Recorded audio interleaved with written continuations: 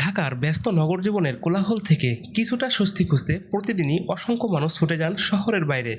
কোলাহল থেকে কিছুটা মুক্তি পেতে ঘুরে আসতে পারেন মিরপুরের আশেপাশের গ্রামীণ পরিবেশের মনোমুগ্ধকর কিছু জায়গায়। তার মধ্যে রাজধানীর পশ্চিম প্রান্তে তুরাগ নদীর পাশে অবস্থিত মিরপুর বেড়িবাঁধ এবং তামান্না ওয়ার্ল্ড ফ্যামিলি পার্কে।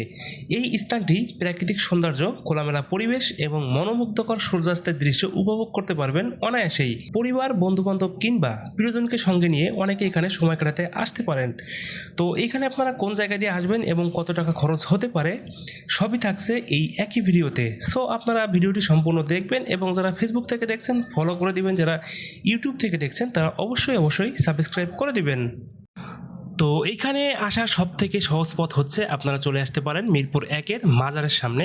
সেখান থেকে অটোতে করে অথবা বাসেও আসতে পারেন। তো অটোতে ভাড়া নিতে পারে 40 থেকে 50 টাকা, আর যদি বাসে করে আসেন তাহলে ভাড়া নেবে 10 টাকা। আর যাদের বাইক আছে তারা কোনো ঝামেলা ছাড়াই এখানে চলে আসতে পারবেন।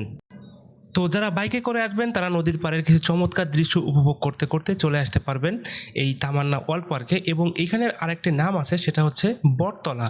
তো এখানে কিসের বটতলা এটা সঠিক আমি বলতে পারবো না, কিন্তু এখানে বটতলা বললেই যে কোনো অটোওয়ালা অথবা ইজি বাইক অথবা বাসে করে আপনারা এখানে চলে আসতে পারবেন। তো অলমোস্ট আমি এখানে চলে আসছি। তো দেখতেই পারতেছেন এখানে বাইক পার্কিং করার জায়গাও আছে, এই আশেপাশে অনেক দোকান আছে, আপনারা যে কোনো কিছু এখান থেকে কিনতে পারবেন।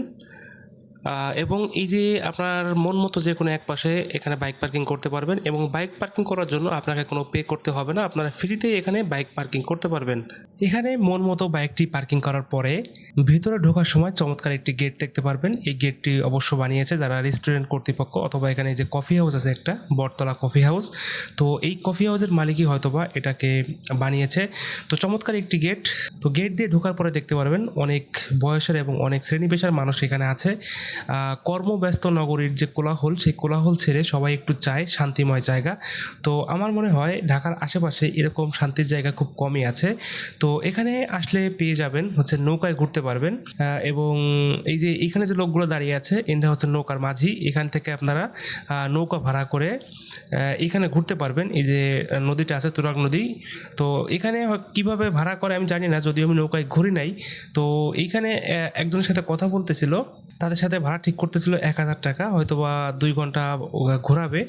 তো তাদের মানুষ অনেকজন, তো যার কারণে 1000 টাকা নিয়েছে। এই যে ছোটো ছোটো যে নৌকোগুলো, এইগুলো আপনারা খুব কমে পেয়ে যাবেন 200 থেকে 300 টাকার ভিতরে।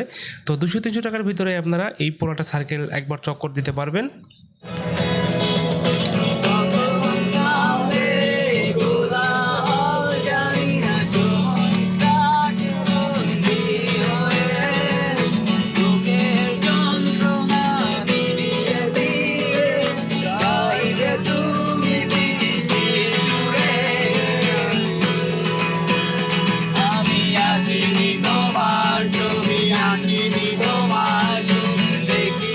এই পাশে দেখতেই পাচ্ছেন কিছু ছেলেরা গান গাচ্ছে আনমনে, বেশ দারুণ লাগছিল তাদের গান শুনতে।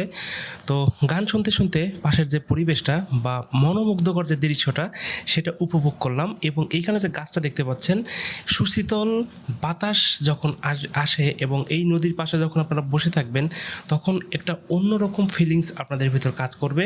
তো আমি মাঝে মাঝে এখানে আসি এবং এখানে সময় দেই, অনেকটা সময় শহরের কোলাহল ছেড়ে এখানে এসে বসে থাকি। তো এই বটতলার সব থেকে সুন্দর জায়গা উপভোগ করতে পারবেন যখন আপনার সিঁড়ি দিয়ে এইখানে উপরে উঠবেন, উপরে উঠে এখান থেকে হাঁটাহাঁটি করবেন। নদীর যে বাতাসটা, সেই বাতাসটা আপনাদের গায়ে লাগবে এবং এরকম মনোমুগ্ধকর দৃশ্য আপনারা উপভোগ করতে পারবেন এবং দেখতে পারবেন। তো এই যে ব্রিজটা দেখতে পাচ্ছেন, এই ব্রিজ হচ্ছে শুরু হয়েছে গাবতলীর পর্বত থেকে শুরু করে আবদুল্লাপুর পর্যন্ত। আপনারা আবদুল্লাপুর পর্যন্ত এরকম হাঁটতে হাঁটতে যেতে পারবেন।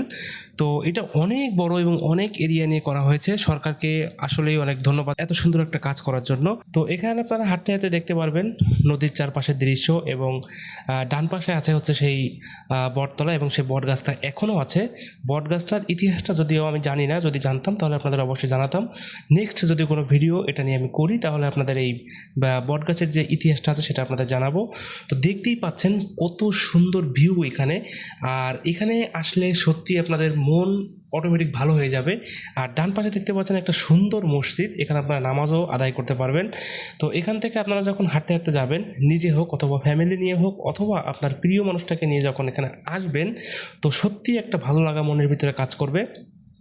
এখান থেকে আরও সামনে গেলে আরও সুন্দর লাগবে, যেহেতু আমার বাইকটা নিচে পার্ক করা এবং বাইকে লক নাই, তো যার কারণে আমি সামনে আপনাদের দেখাতে পারতেছি না। আমার দ্রুত ওখানে যেতে হবে এবং বাইকটাকে সেভ করতে হবে, না হলে আমার বাইকটা চুরি হয়ে যাবে।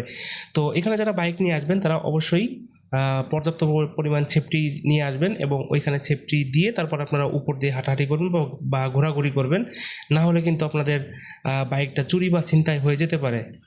বটতলা এবং তামান্না পার্কের মনোমুগ্ধকর সৌন্দর্য উপভোগ করতে করতে যদি হাতে সময় থাকে তাহলে আপনারা চলে যেতে পারেন বিরুলিয়া ব্রিজে, যেখানে রয়েছে মনোমুগ্ধকর প্রাকৃতিক সৌন্দর্য, নদীর শান্ত পরিবেশ এবং খোলা আকাশের মেলবন্ধন আপনাকে সত্যিই মুগ্ধ করবে।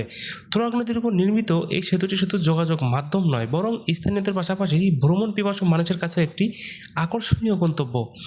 বিকালের দিকে এই ব্রিজের উপর দাঁড়ালে নদীর বুকে নৌকা চলাচল, শীতল বাতাস এবং সূর্যাস্তের অপরূপ দৃশ্য এক অনন্য আবহ তৈরি করবে। তো আপনারা যে কোনোভাবে যেতে পারেন, বাইক অথবা ইজি বাইক, আপনাদের ইচ্ছা মতো আপনারা যেতে পারেন। যদি বাইক থাকে তাহলে ভালো, আর যদি আপনারা ইজি বাইক যেতে পারেন তাহলে হয়তো বা 40 থেকে 50 টাকা ভাড়া নিতে পারে, অথবা 20 টাকা ভাড়া নিতে পারে, সেটা আপনারা দামাদামি করে নেবেন। তো আপনারা বটতলা থেকে বেরিয়ে হাতের বামে যখন উঠবেন, বাইক নিয়ে হোক বা ইজি বাইক নিয়ে হোক, এরকম মনোমুগ্ধকর পরিবেশ দেখতে পারবেন। হাতের এক পাশে হচ্ছে গাছপালার সারি দেখতে পাচ্ছেন এবং আমার বাম পাশে হচ্ছে সেই তুরাগ নদী। যদিও তুরাগ নদী এই ক্যামেরায় দেখা যাচ্ছে না, কিন্তু আপনারা যখন বাইক নিয়ে যাবেন খুব সুন্দরভাবে এই পরিবেশটি উপভোগ করতে পারবেন। তো দেখতেই পাচ্ছেন আমি আনমনে বাইক চালিয়ে যাচ্ছি এবং এত সুন্দর একটা ফিলিংস পাচ্ছি, যেটা কোটি টাকা দিয়েও কিনতে পারা যাবে না। আপনাদের অবশ্যই বলবো এই জায়গাগুলো আপনারা অবশ্যই ভ্রমণ করবেন, শহরের বাইরে না গিয়ে, বা যদি হাতে সময় কম থাকে তাহলে এই জায়গাগুলো আপনারা ঘুরতে পারেন। রাস্তার দুই পাশের মনোমুগ্ধকর দৃশ্যগুলো উপভোগ করতে করতে আমি আমার বাইকটা নিয়ে অতি অল্প সময়ের মধ্যে চলে আসছি বিরুলিয়া ব্রিজে। আপনারা দেখতেই পাচ্ছেন আমি বিরুলিয়া ব্রিজে উঠতেছি। আর যারা ইজি বাইকে আসবেন তাদের সর্বোচ্চ 20 মিনিট লাগবে, আমি বাইক নিয়ে 5-7 মিনিটে চলে আসছি, কারণ তামান্না পার্ক থেকে বিরুলিয়া ব্রিজ খুবই কাছে। এই জন্যই বলেছি যদি হাতে একটু সময় থাকে তাহলে আপনারা বিরুলিয়া ব্রিজ থেকে ঘুরে আসতে পারেন।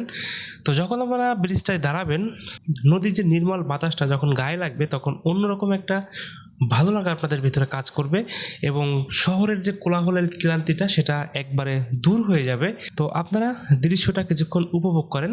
আমি যদিও সিনেমাটিক ভিডিও করি নাই, তারপরেও যতটুকু পারছি চেষ্টা করছি আপনারা এটা উপভোগ করেন।